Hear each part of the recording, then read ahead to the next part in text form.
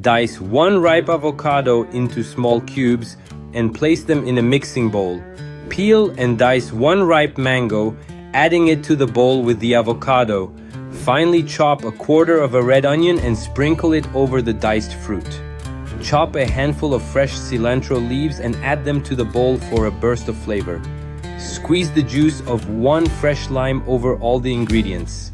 Gently mix everything together with a spoon, being careful not to mash the avocado. Serve immediately in a small bowl. Full recipe is in the pinned comment. Check it out and cook it yourself.